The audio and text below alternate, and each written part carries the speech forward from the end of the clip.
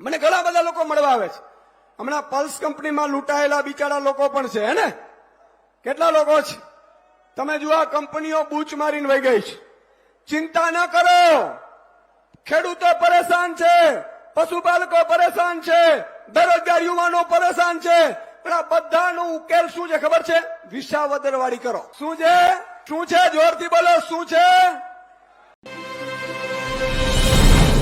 માનનીય અરવિંદજીએ, ભગવત માન સાહેબ છે, એમણે એવું નક્કી કર્યું છે કે 54 લાખ ખેડૂતો માટે, પશુપાલકો માટે જે પણ કરવું પડે. આ તો શરૂઆત છે. अभी ये तो ट्रेलर है, पिक्चर अभी. जोरથી બોલો, પિક્ચર અભી.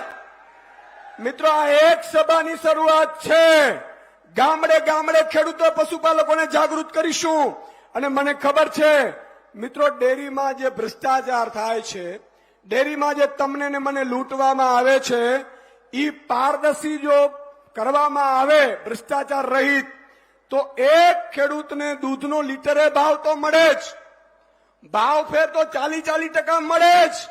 પણ એની સાથે સમજો, એની સાથે તમારી હજારો લાખો કરોડ રૂપિયા વર્ષે તમને વધુ મળે ને, એવી પરિસ્થિતિ પણ પેદા થઈ શકે એમ છે. અમે અભ્યાસ કરી રહ્યા છીએ. એકવાર તમારે હવે 35 વર્ષ પહેલા બદલાવાનું નક્કી કર્યું હતું, એવું બદલાની નીકળવાની ભાવના સાથે નક્કી કરવાનું છે. મને ઘણા બધા લોકો મળવા આવે છે. હમણાં પલ્સ કંપનીમાં લૂંટાયેલા બિચારા લોકો પણ છે, હે ને? કેટલા લોકો છે? તમે જુઓ, આ કંપનીઓ બૂચ મારીને વહી ગઈ છે. ચિંતા ન કરો, ખેડૂતો પરેશાન છે, પશુપાલકો પરેશાન છે, બેરોજગાર યુવાનો પરેશાન છે, પણ આ બધાનો ઉકેલ શું છે ખબર છે?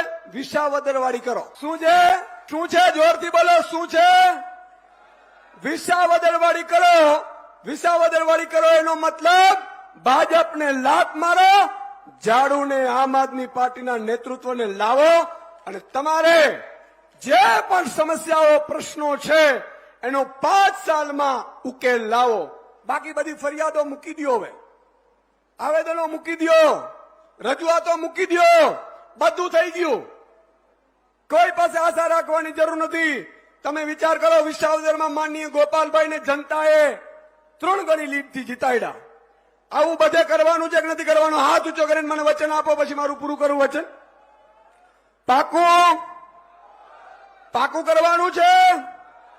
ખોટા વિડીયો આવશે તો, પાકિસ્તાનની વાત લાવશે તો, રાવણ જેમ ભગવાનને આગળ કરશે તો, બસ આ વાત મારે તમારે સાંભળવાની છે. મિત્રો, એટલું જ તમે ધ્યાન રાખજો.